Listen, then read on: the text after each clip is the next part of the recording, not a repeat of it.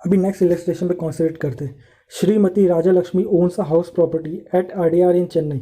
The municipal value of the property is 5 lakh. Fair rent is 4,20,000. Standard rent is 4,80,000. The property was let out for 50,000 per month up to 3rd December 2019. Property को let out किया था 50,000 per month तक, 50,000 per month पे up to दिसंबर 2019, मतलब दिसंबर के बाद lent out नहीं किया है। Thereafter the tenant vacated the property and Shrimati Raja Lakshmi use the property for self occupation.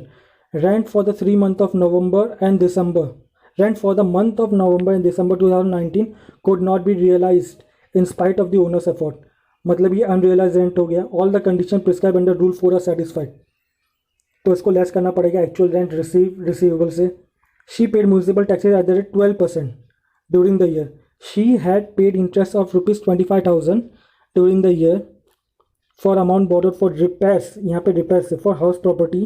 Compute her income from house property for the assessment year 2020-21। Solution, तो अभी हम लोग क्वेश्चन को देख लेते, समझ लेते हैं। यहाँ पे श्री राजा लक्ष्मी है, उन्होंने अपना प्रॉपर्टी लेट आउट किया था पार्ट ऑफ द ईयर के लिए, और पार्ट ऑफ द ईयर के लिए सेल्फ ऑक्यूपाइड रहे थे। अनरियलाइज इनकम भी है 2 महीने के, और उनके इंटरेस्ट भी है। तो solution for the income from house property of Shrimati Raja Lakshmi for the assessment year 2020-21।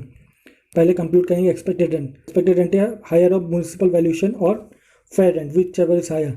तो 5 लाख और 4,20,000, 5 लाख हायर है, उसको कंपेयर करेंगे स्टैंडर्ड रेंट के साथ विच एवर इज लोअर, यानी 4,80,000 आ जाएगा एक्सपेक्टेड रेंट।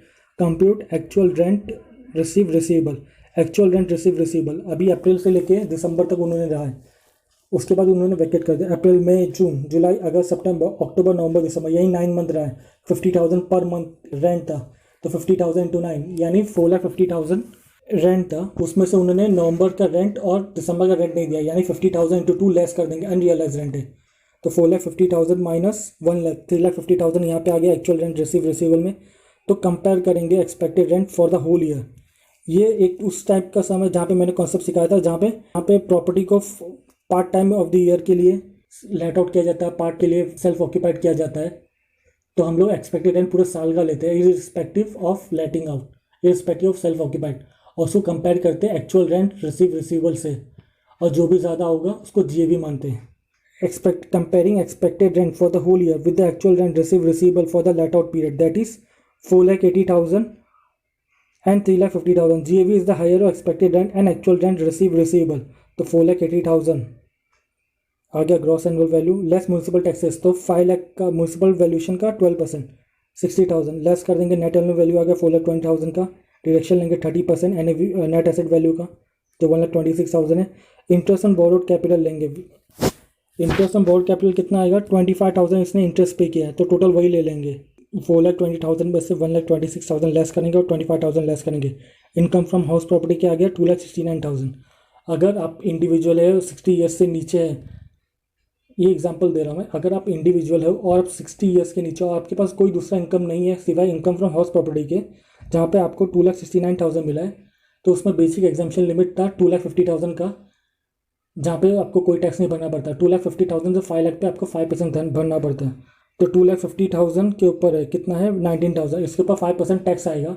जो भी टैक्स आएगा रिबेट में लेस हो जाएगा, क्योंकि रिबेट में रिबेट में अगर आपका इनकम 5 लाख तक है तो टैक्स अमाउंट या फिर जो अमाउंट है वो विच एवर इज लोअर आपको मिल जाएगा रिबेट। हमारा टोटल टैक्सेस नील हो जाएगा। जैसे 19,000 इंटू 5% करेंगे तो हमें 9,500 आएगा, जहाँ पर हम लोग को 12,500 रिबेट मिलेगा, जहाँ पे इनकम हमारा 5 लाख के नीचे। तो 12,000 और 12,500 अमाउंट या फिर tax amount which ever is lower. तो यहाँ पे लोअर है हमारा, टैक्स आया था हमारा 9,500, तो 9,500 रिबेट मिल गया, तो हमारा टैक्स आया नील।